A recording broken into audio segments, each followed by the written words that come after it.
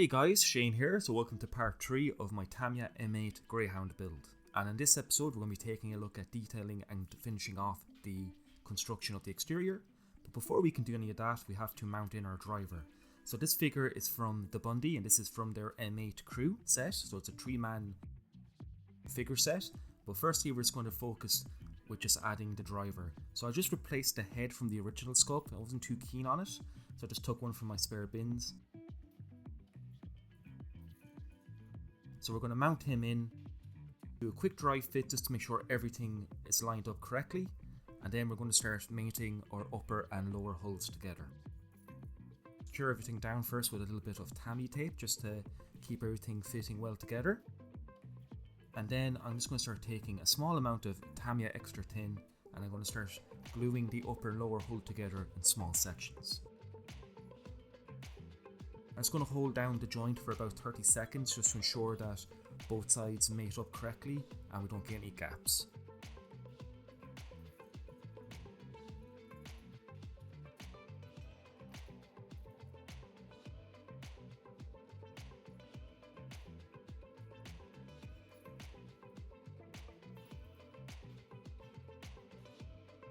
So with the upper hull now mated, we're going to start adding some missing weld seam detail, and for this we're just going to take some simple stretch sprue. This is my kind of go-to method for doing weld seams.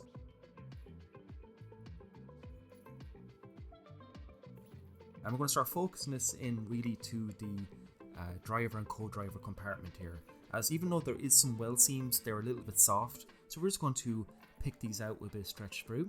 So I'm just going to glue down the stretch sprue with some Tamiya extra thin. Allow it to stand for about 30 seconds and then apply about 2 relatively thick coats of extra tin on top of that, and then leave that for about 10-15 seconds, and then taking a hobby blade, as you can see here, I'm going to start sculpting in our weld beads.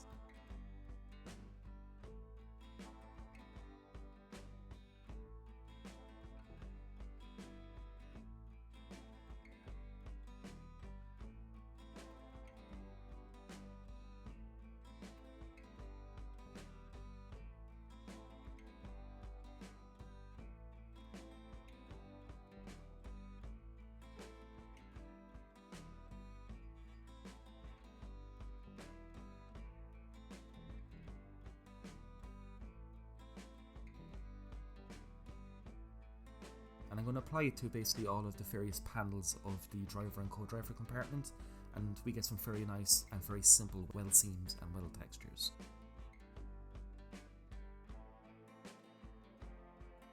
So I'm going to try to add some extra details to this build, and we're going to start by adding the mounting panel for the mud flap. So we're going to be leaving the fenders off this vehicle, so we're going to start adding our small missing detail, and for this we're going to take some 0.5mm styrene sheet here, and I'm just going to cut this down to I think about 3mm wide, I think, if I remember off the top of my head, and we're going to create the mounting brackets for the fenders that are missing on the front of the vehicle.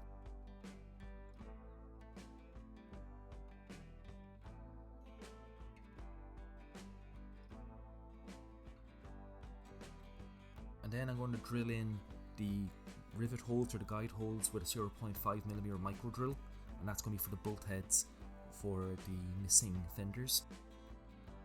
And you can see here it's just a very simple detail, but it's very prevalent on the real vehicle.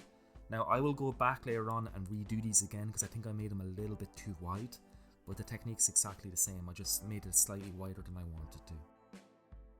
I also added 2 weld seams to the tow hitches, as you can see here.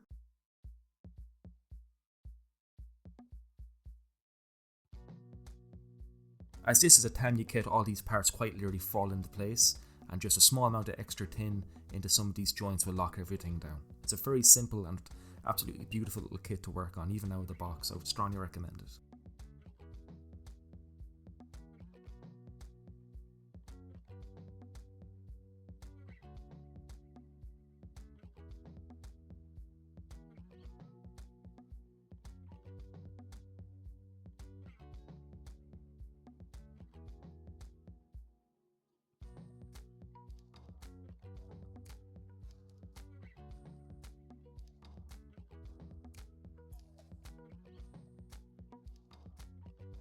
So now adding some more of the details to the crew compartment here. So these are the limiters for the hatches, so I'm just going to glue them in place, and we're also going to add 2 small weld seams either side.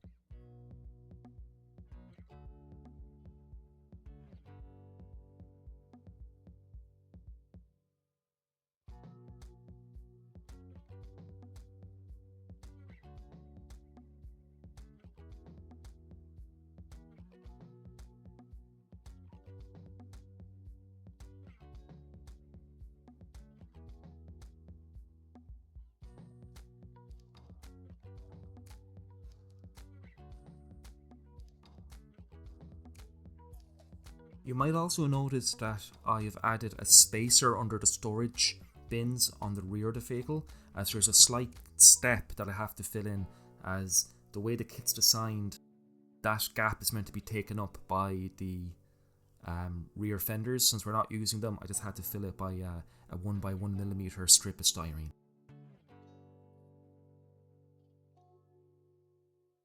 So we're going to add some more details now to the front of the vehicle. So I did replace the siren with a spare piece from a Asuka, as well as the 2 headlights. These are all from my spares from my Asuka Shermans.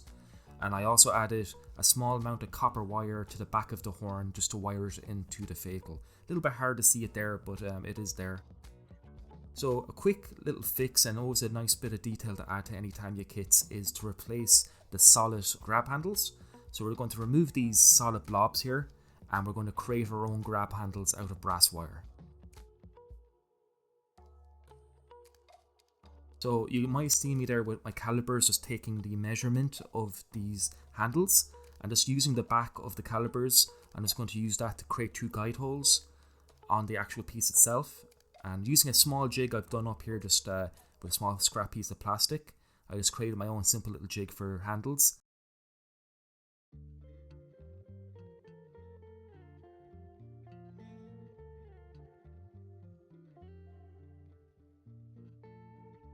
And there's our 2 grab handles for our driver and co-driver hatches. So I'm just going to drill these halfway through just to create our guide holes, just to mount in our handles. Once we add our grab handles, we have a lovely extra bit of detail there. Far better than leaving them as the solid pieces of plastic. So you can see I've gone back and redone the mounting brackets for the forward fenders. I made them a little bit narrower and they seem a bit more in scale now. The first time I did them, I made them a bit too wide.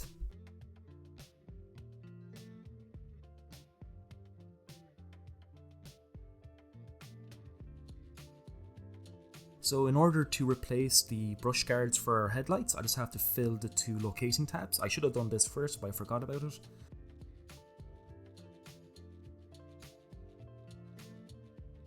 And I'm just going to fill this with a little bit of perfect plastic putty, which is a water-based acrylic putty. And I'm just going to slice away the excess of the putty with a blade dipped in water, so the putty's still wet here. And then just taking an old brush that's been dipped in water, I'm just going to blend the putty to be flush with the surface, so that means we don't have to come back and do any filing.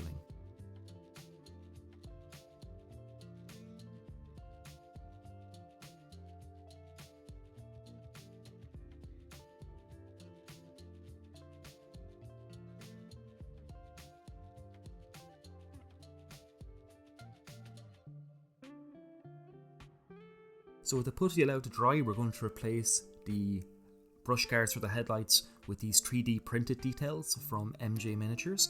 These are fantastic 3D printed resin pieces, absolutely gorgeous. One thing I would recommend, just use a fresh hobby blade while removing them from their sprues.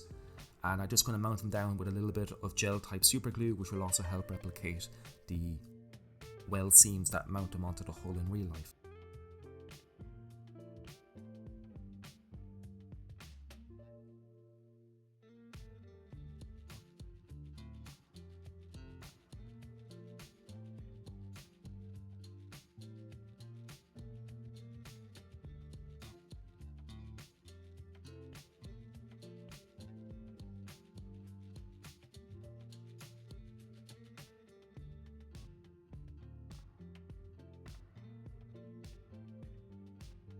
So I'm going to replace the antenna masts with some spares from my Asuka kits.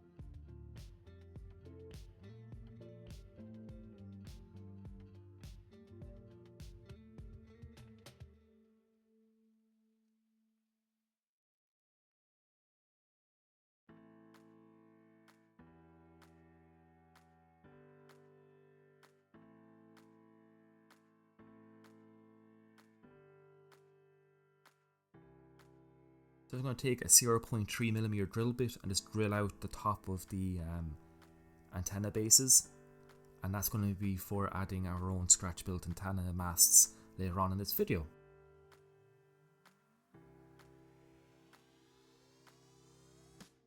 You'll also notice I've added some resin tools, and these are from Formations. They're very nice. I just mounted them directly onto the hull, no real fitting needed. I do have a little bit of a bubble on the shovel that we're going to have to hide with a little bit of clever stowage later on, but they are neons better than the kit parts. Continuing with adding more details, we're going to take some photo etch chain.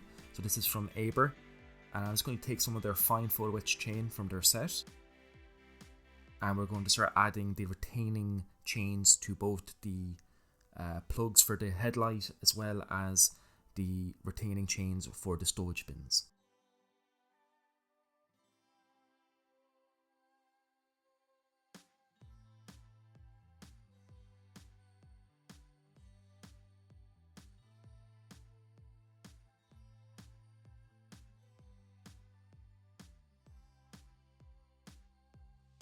So I wanted to add some of the winter chains for my tyres, so in that case I replaced the original parts with these resin replacements from Royal Model.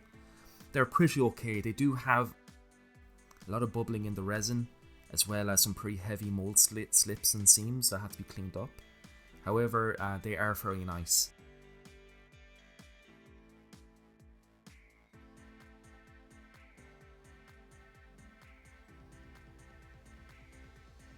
So I'm just going to clean these up with a hobby blade. I don't want to do any sanding because I don't want to create any resin dust unless I have to.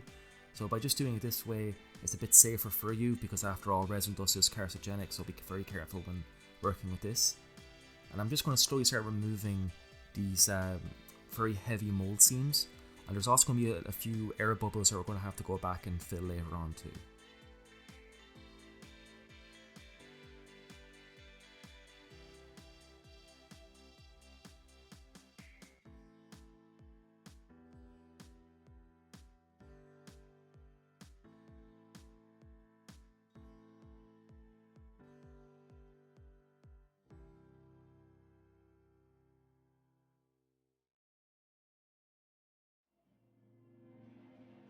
So in order to get these Royal Model wheels to fit, we do have to cut down some of the axle nubs on our wheels here.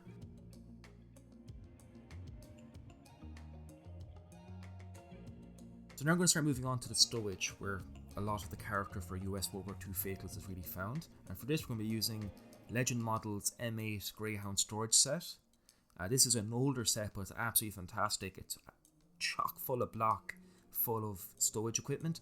You can really do multiple vehicles out of this. So the detail on this is absolutely fantastic, but like I was saying, there is a lot of stowage and we're not going to use all of it. So I'm just going to take some of the bits I want for our M8 here, and I'm going to separate them, and I'm going to give them a wash in some warm soapy water. And once that's done, we're going to start removing them from their sprue gates. So just using my snippers here, I'm just going to start removing these pour gates here. And most of it just falls away. And again, just being kind of careful not to damage the parts themselves. For any fragile stuff, I'm just going to resort to my razor saw here. And I'm just going to dampen the part in some water just to bind with the dust so we don't get resin dust everywhere. Because again, always try to wet sand and wet saw your resin just to keep dust to a minimum, as it is quite dangerous to you.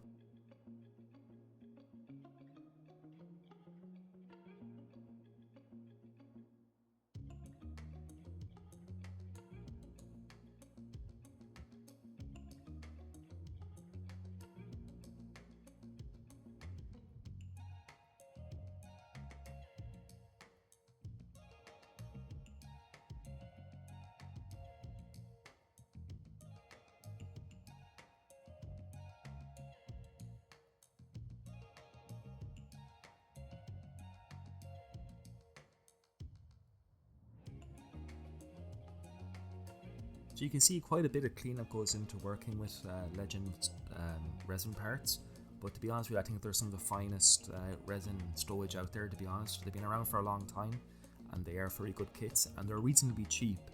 And like I was saying, if you had an M8 or an M20 scout car, you could basically do both vehicles with one set. You get so much extras.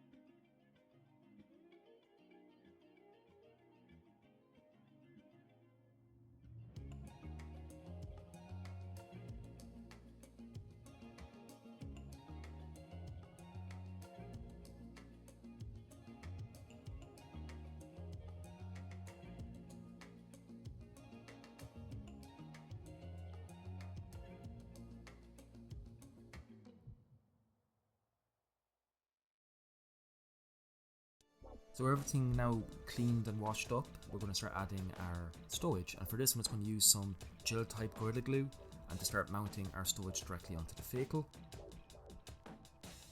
So I'd prefer just to put everything onto the vehicle and paint everything in situ. Some people prefer to do it separately. I just find that if you do it separately, sometimes you don't get the stowage to interact in a natural way with the vehicle. So it's better just kind of get it done now, I find. So just doing some careful fitting. And once I'm kind of happy with everything, I'm going to start feeding some 1mm masking tape here. So this is like some 1mm Tamiya tape. And I'm just going to start feeding them through the actual tie down cleats that we have added in the earlier episode.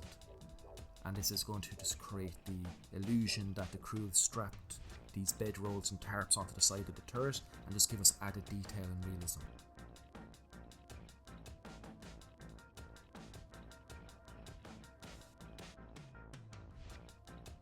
And once I'm happy, I'm just going to lock everything down with a little bit of liquid CA glue.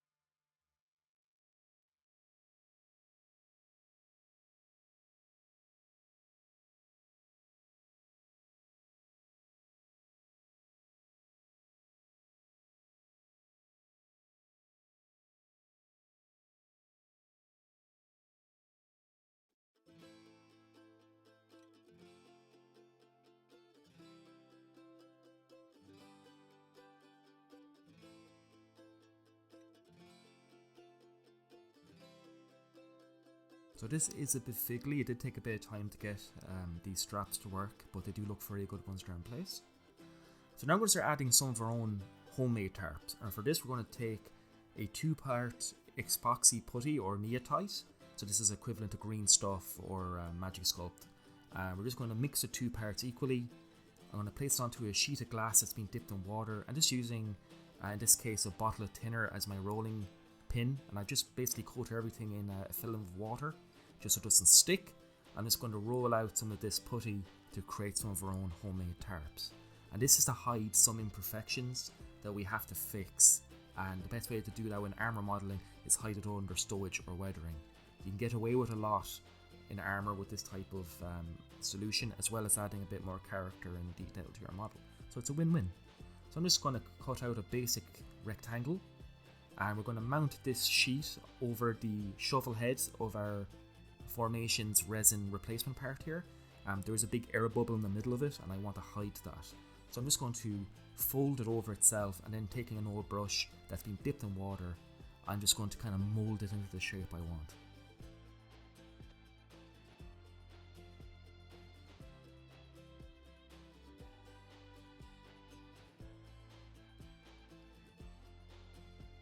I also snapped one of the arms off this stowage bin. So again, we're going to add a little tarp in here just to hide the joint between my replacement part and the original. And again, exactly the same. We're just going to feed it in, fold it into the stowage bin here. It's a little bit fiddly because I don't want to do any more damage to the piece because it is quite fragile. And then once I'm happy, just taking that old brush that's been dipped in water, I'm just going to blend it in and create the folds that I want. It's also a good way of getting rid of any fingerprints on the putty as well by using the brush. And then when the putty's still dry, I'm just going to add the 2 mines into these stowage racks here and just mold them and everything interacts naturally together. Another detail that I added and I forgot to film is just some of the details missing on the MG mount. So this was just made out of stretch sprue, and it's just basically a handle and a locking pin. It's not too difficult to do. We will revisit doing this in a later video, so I'll show you how I did it. So guys, here we have our fully assembled M8 Greyhound. I really hope you enjoyed it. I had great fun working on this. I have added some homemade antenna masts, which we will cover in a separate video on how we create those. So guys, thank you so much. Do join me in the next episode when we finally paint up and weather up this bad boy. And stay safe out there, and I'll catch you in the next video, guys. I've been Shane. Thanks very much, guys. Bye-bye.